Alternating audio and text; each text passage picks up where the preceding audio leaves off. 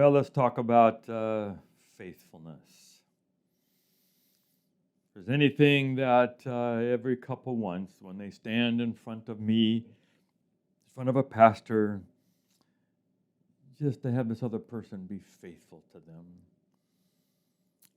We put a ring on people's finger, or we say it in the vows, love and cherish. But I put it very clearly, and be faithful to you.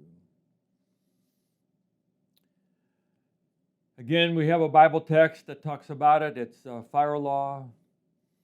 And every one of us can tell stories of people who have violated that principle of being faithful to the covenants that you have made. And they're burned. And don't just burn them, they burn that person and a bunch of other people. Friendships, relationships, churches, all destroyed because people were not faithful.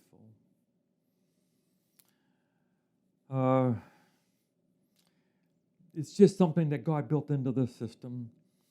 The dream is oneness, to experience the oneness that God Himself has. We talked about that in an early one of these. And oneness only comes from oneness, from being with one. You cannot get oneness from being with many other people. Being with many other people fractures the oneness.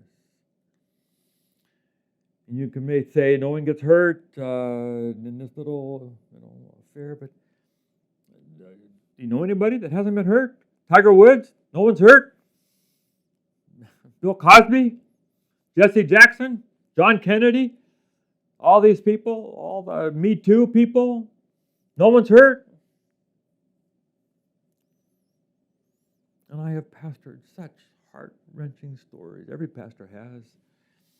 I come home to Hilda and I just can't believe the damage, the crazy things that people have done. Like some I've never told anybody because they came in confidence. So I have pastored enough pain now that I am pretty clear with couples and their premarital, and I'm clear in the weddings. This is what we mean. We mean a lifetime with this one person. No one else is in the story anymore. There's no flirting. There's no work dinners with anybody. There's no secret emails. There's no talking about your problems in your marriage with a person of the other sex. You go to a preacher, you go to a counselor, but you don't talk to some other person who's of a different sex. We don't pick up people on the side of the sidewalk.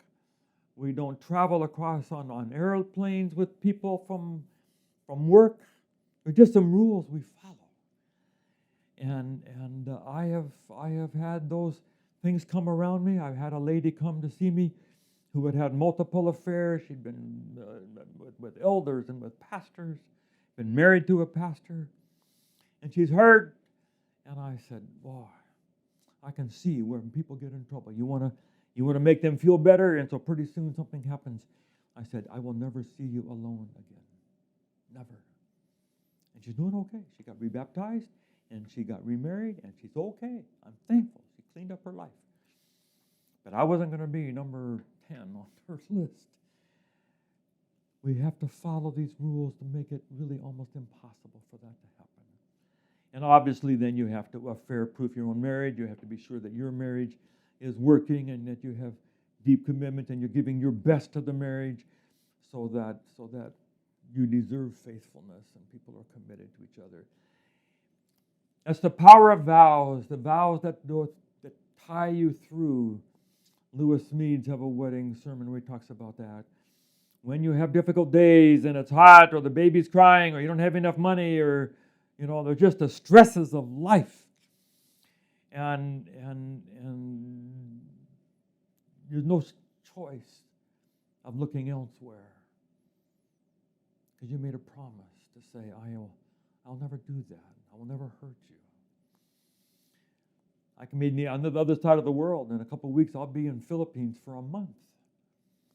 I will be on campuses with 1,000 young girls. But Hilda is safe with me because I've made vows. I have values and principles that are burned into my soul. I'm going to live my life in purity with her and follow those vows to the end because I want oneness. I want oneness. There's a magic of oneness when you can look across the room at another person and you know what they are thinking, and you look at something and you know you saw the same thing. You felt the same thing. You have a common history. You raise kids together. You do life, and when you get old, you go to the cancer doctor together, and she goes with you with that.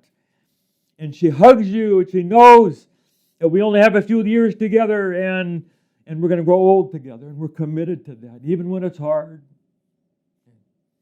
Because of faithfulness. Because we made vows before Jesus that says, I will be faithful to you.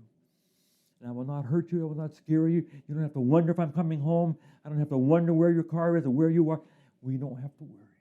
Not going to find someone else's note. Not going to see someone else's number on the phone. We're not going to do that. That's forbidden for the glory of God.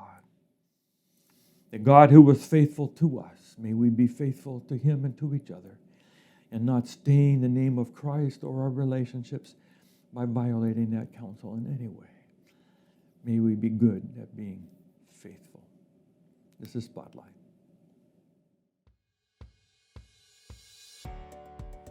Thank you for watching Spotlight. We're so excited about this. We hope that you'll subscribe and so you'll get all of them. And please just forward it on to others and tell other people about it. And let's just see what kind of an audience we can get for these messages of Spotlight. God bless you.